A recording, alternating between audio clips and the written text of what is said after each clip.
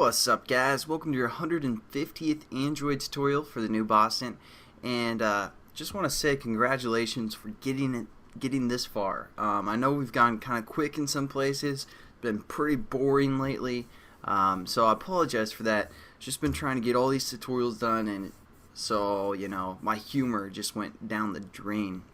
But let's just try and keep going here.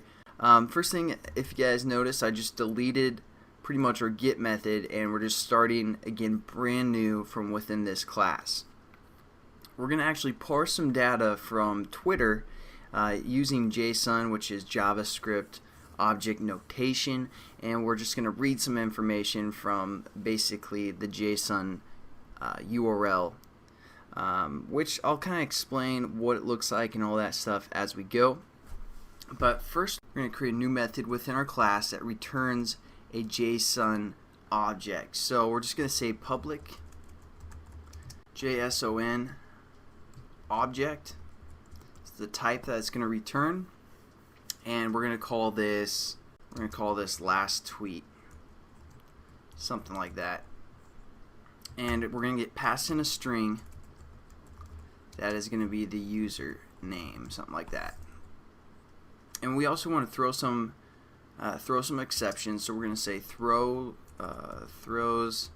client protocol exception, input output exception,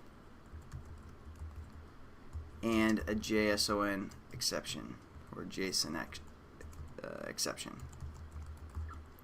Alright, so now that we have this method set up, we've got to add all of our imports. Control-Shift-O again, and it adds our imports for us, and we need some kind of a return statement that's going to return a JSON object.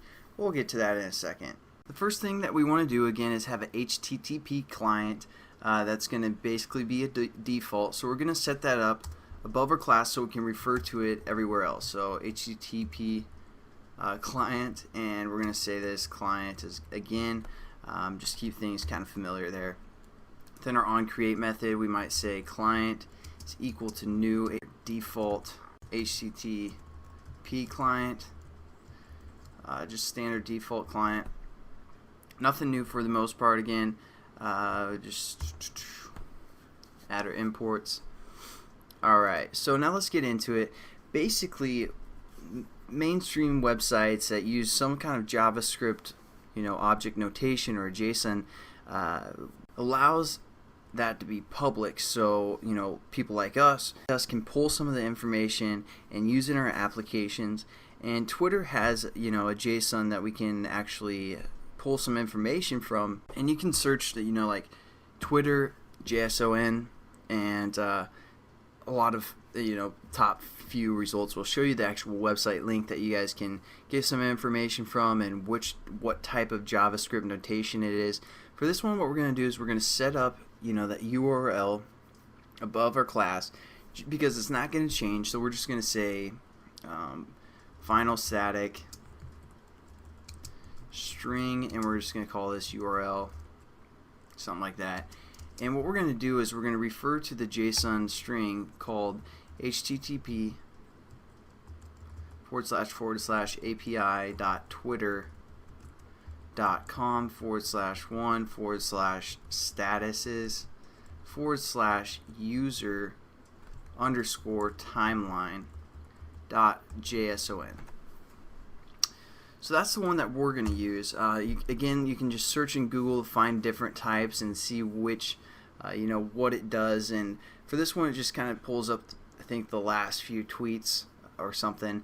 And I'll get into what that website actually looks like, or what that URL string does, and all that good stuff as we go.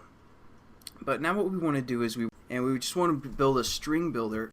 So we're going to say string builder. We're going to call this one URL. And this one's lowercase URL, so it's different than our string. But we're going to set this equal to be a new string builder. And we're going to say URL within the parentheses. So basically what we're doing is using a string builder to build the string off of our JSON code or URL, whatever you guys want to refer to that as. And then what we're going to do is we're going to parse some data from that. But before we do that, I want to show you guys what this kind of looks like. So we're going to do that first. So give yourself a few spaces. We're just going to use again the HTTP get command, and we're just going to say get, and this is equal to new HTTP get, and then we're going to refer to our URL lowercase .toString. So again, nothing new for the most part, and that's probably it for this tutorial.